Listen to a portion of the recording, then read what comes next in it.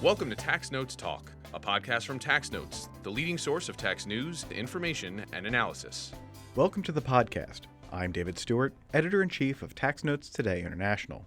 This week, Navajo Tax Issues, Part 1.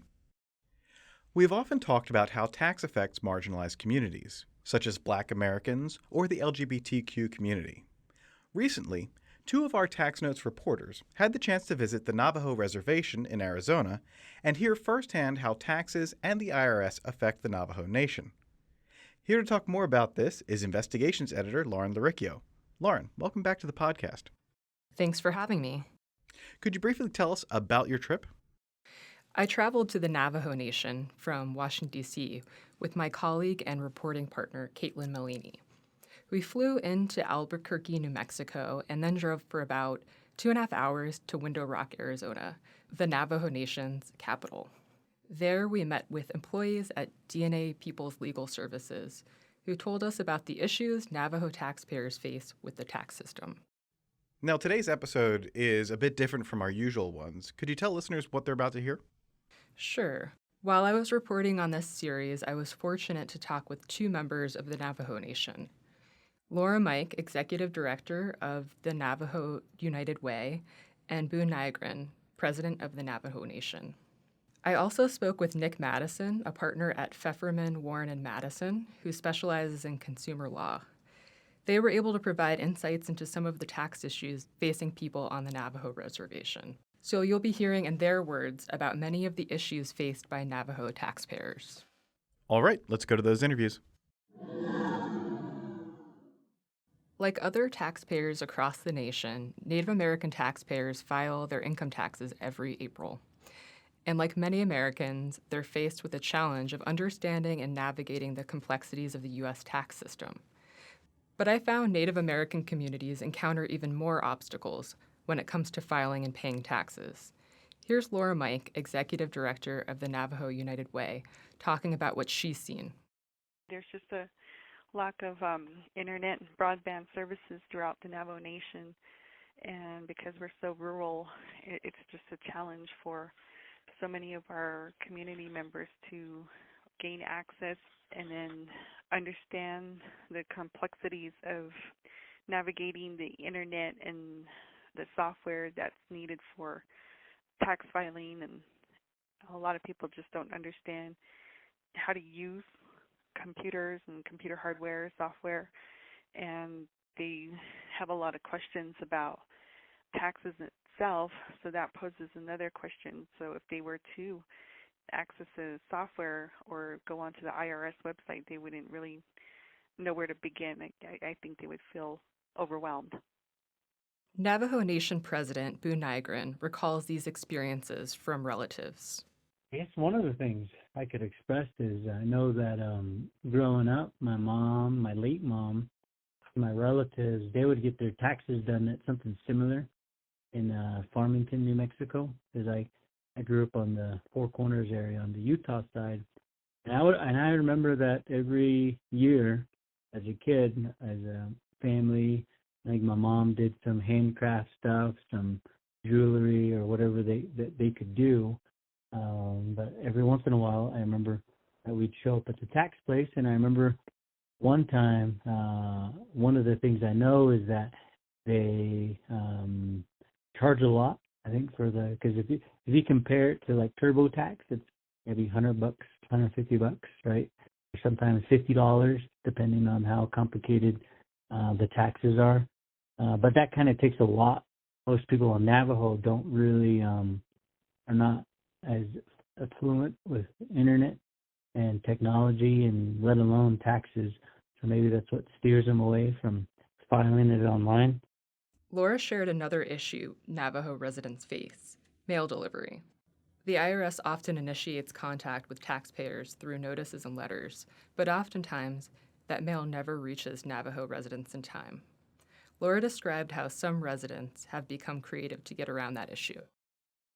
Some of them do use general delivery, and then others, they rely on their employer or maybe a relative that might have a mailing address. So they do have to, I guess they get familiar with their postmaster, and then just let them know that this is where my residence is, this is where I need mail to be delivered. And I think there are some like FedEx and UPS drivers who know some of the more rural people who don't have mailing addresses, and they kind of know them on a first name basis. So it is a challenge, but I'm not sure what rural addressing is doing to circumvent that. But I think for some people it's just they don't like going to the post office and having to pay a fee and producing all sorts of documentation for a mailing address. So not only are Navajo Nation members faced with a lack of internet and reliable mail service, but they're also dealing with the high cost of filing taxes through a third-party provider. And the issues don't stop once the return has been filed. The Navajo have their own culture and way of handling things, and the IRS and the Navajo don't always see eye to eye. One of the biggest differences centers around the definition of family. The IRS requires certain criteria to be met for a taxpayer to claim a dependent or file for certain credits like the child tax credit. But the Navajo's view of family is broader, encompassing cousins, nieces, and nephews, friends, and more. This can affect how the Navajo file their taxes, potentially leading to issues with head of household filings and tax credits. I asked Laura if she thought the IRS understood these differences in culture.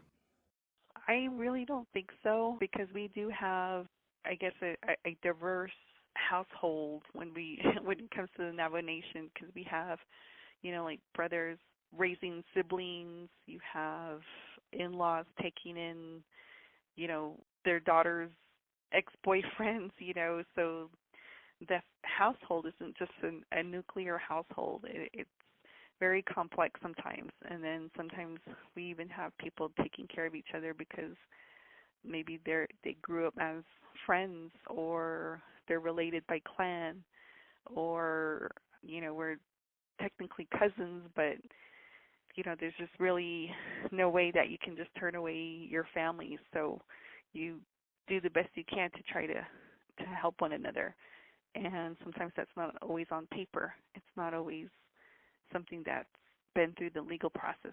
So you don't always have that guardianship paper, you don't have that adoption decree or anything like that. So you really have to understand that some of these people, they never thought of having to go through that process to say that so-and-so is my dependent or my spouse or my relative. Navajo Nation President Nygren described his family dynamic and whether the IRS might change to reflect more diverse definitions. Like, I consider my sister's kids very close to me. Like, I have a younger sister who's probably 22 years old, and she's got 2 daughters. To me, I consider them almost like my kids, because they're my sister. I call them my Mayeja, meaning my little moms, because they have the same clan as my sister, and my sister's clan is my mom's clan, and I got my mom's clan. So these little girls, they're my little moms, because technically they're still carrying my mom's clan. So they're very close to me, and that can happen. Let's say I got a cousin. I've got cousins that have the same clan as me as well. And their kids probably have the same clan as me, so they could technically be my little moms too, even though it might have been my mom's cousin kids. So it gets very complicated. And you're right, there's probably, again, I think if changes were to happen at that level, it would take a lot to fix, because you're talking about the IRS, and that's a big heavy machine to try to really work with. And maybe, but there might be opportunities, but then there's 573 recognized tribes across the country, and every tribe is different. So it wouldn't necessarily work for probably the other 570 tribes. So, and I think that's where it gets tricky. Kids aren't the only area where Navajo taxpayers can run into issues. Spouses often have to file taxes separately due to common law marriage constraints. Here's Laura again.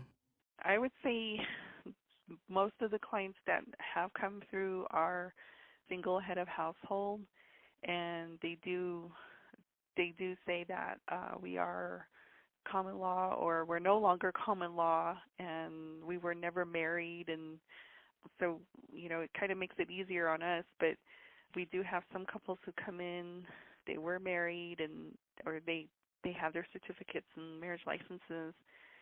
So we don't really get a lot of those cases, but when we do, that's just how we explain it to them, that this is the process that we're following, and you just need to understand that we're not doing any married filing separately or any special circumstances. So you're either married or you're not. And so I think they take that well. They understand, and they make their decision there whether they're going to use our services or not. To cover the cost of tax filing services, some Navajo residents take out tax refund anticipation loans. Navajo Nation President Nygren recounted his experience with these during his childhood. With my family, obviously, I grew up in a low-income, poverty family, and they would get loans while they waited for their taxes. And I remember it was like, I don't remember, but I knew it was, to me, even as a kid, I was like, man, that's a lot of money. Just let's say your tax return was $2,000, right? And so you could actually, right at the moment, you could get cash up front for $1,200, and then the tax person would collect $800 because they're fronting the money. So that was the interest charge.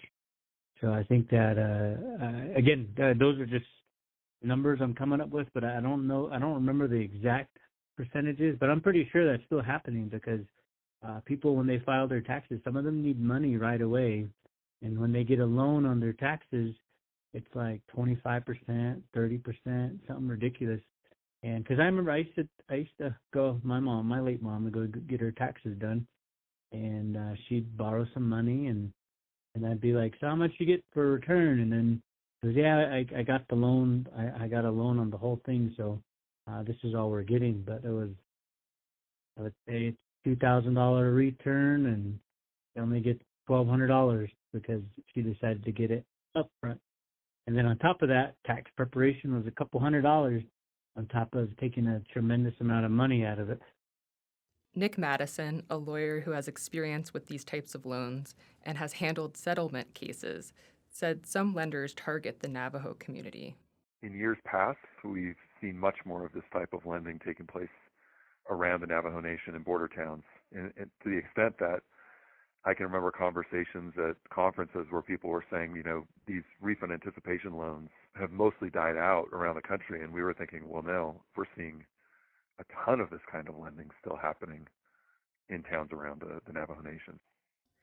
Nick explained how the refund anticipation loans work. So out in that area, there were kind of two different types of loans.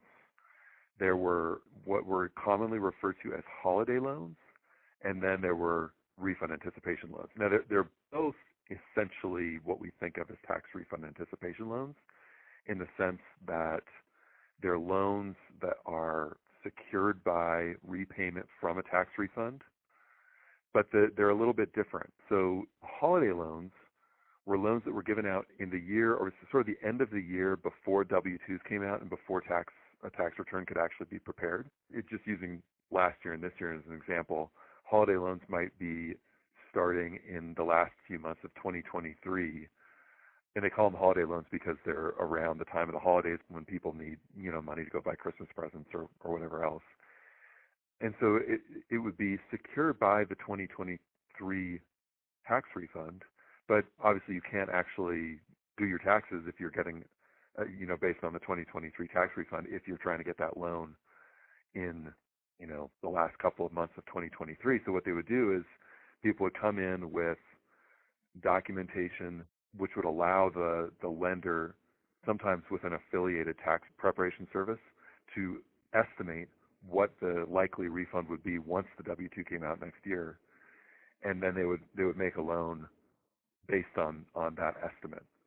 And there would be various fees and interest that were charged for those loans. And in some cases, we were seeing abusive practices like lenders demanding that borrowers turn over vital documents, Social Security cards, things like that, as an additional form of security for repayment. So that's a holiday loan that takes place before the W-2s come out in the previous year. Then once the W-2s come out, they tend to call those refund anticipation loans, and those would be the loan where, again, you're getting some amount of money. It's going to be secured by your tax refund, but they can actually do your taxes at that point, and in many cases direct the IRS to deposit the refund directly into the account of the lender, or accounts that were controlled by the lender.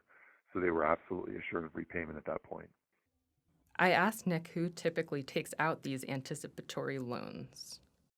A lot of these folks are lower income, and here's a way they can get some money right away, because plenty of people are in a situation where they really do need, they need money badly, and here's a lender who's willing to give it to them. And one of the kind of troubling things about these loans is that they take advantage of some of the key anti-poverty programs that function through the tax code. So that includes the Earned Income Tax Credit. This is supposed to be a major source of money for the working poor.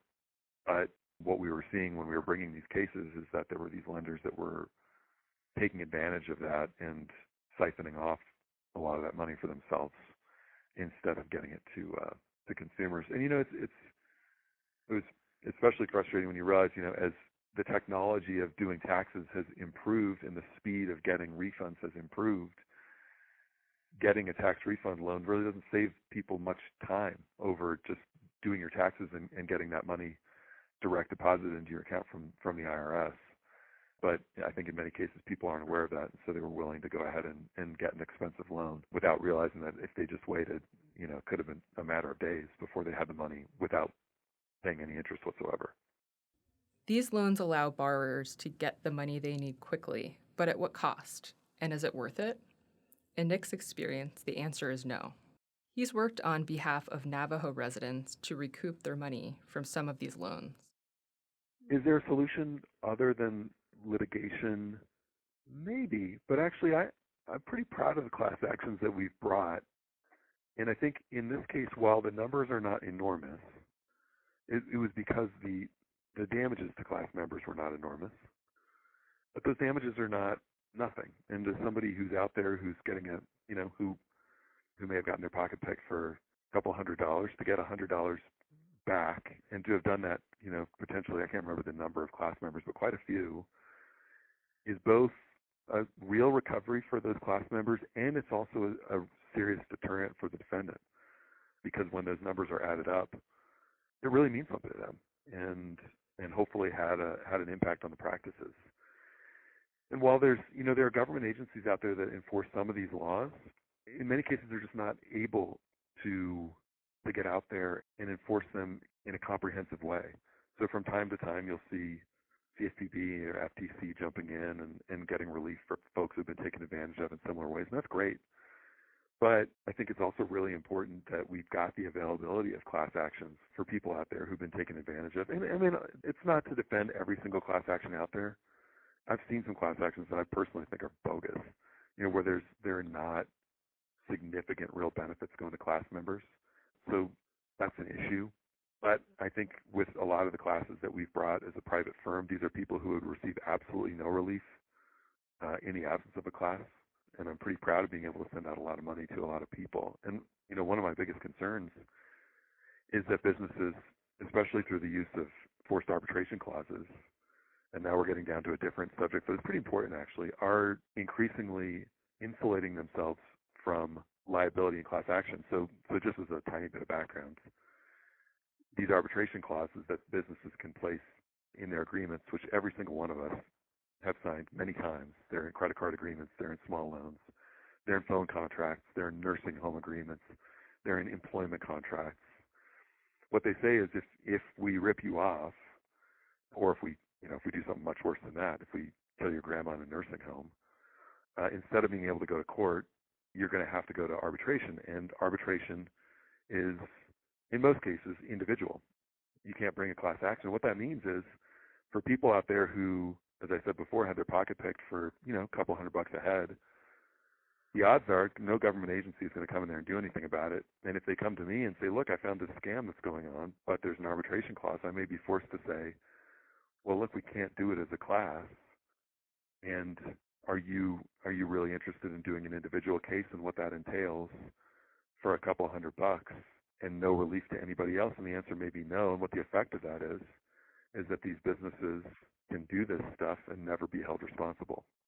So hopefully I can be a part of getting the word out there that we need regulatory legislative change at the federal level to change the Federal Arbitration Act so businesses can't get away with this stuff anymore.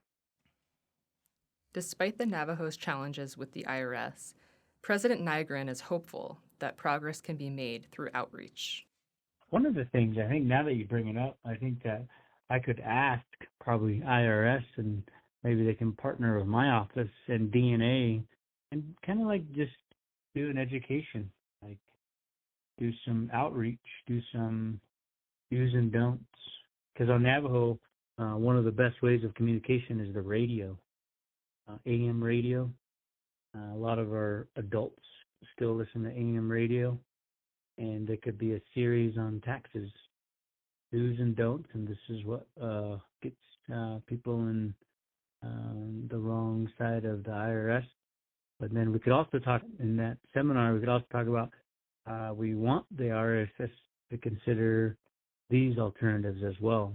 Navajo Nation law, our relatives, and how we're related to them and things like that.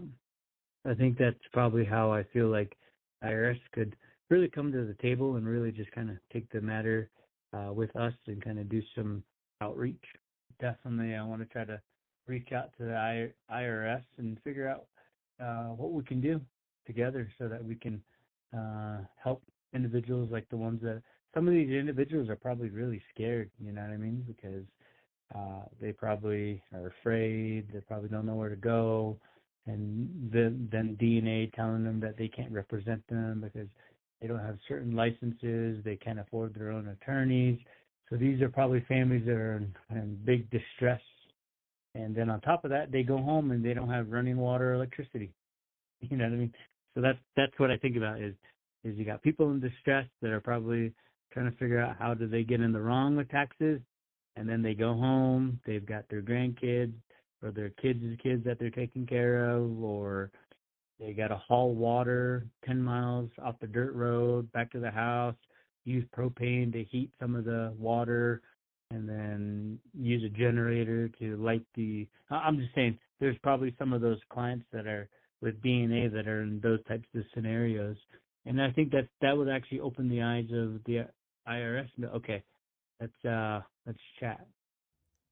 The Navajo community faces challenges beyond that of tax, as Laura has mentioned. The Navajo United Way provides tax services, but that's just one aspect of the organization. Navajo United Way has been in operation since 1982, and unfortunately not a lot of people know about what we do here. A lot of the times they'll refer to us as the tax program. And so when we get a chance, we try to tell them that, our mission is to empower and support human care organizations that serve to improve the lives of the Navajo Nation and neighboring communities. And how we do that is through fundraising and generating revenue to allocate grants for organizations and other nonprofits that have services that align with ours. So in the realm of education, health, income stability, and other social services. We also provide some direct services when we do have grants or other funding and resources. It's very complex because our service area is like the size of West Virginia. We have over 27,000 square miles, and our service population, we have about, I want to say, 150,000 enrolled members of the Navajo Nation that we serve who are living on the reservation. Obviously, our population is higher than that, but a lot of our people are moving down south to Phoenix or other urban areas. But our work here is very challenging, and we don't even have a Walmart on the Navajo Nation.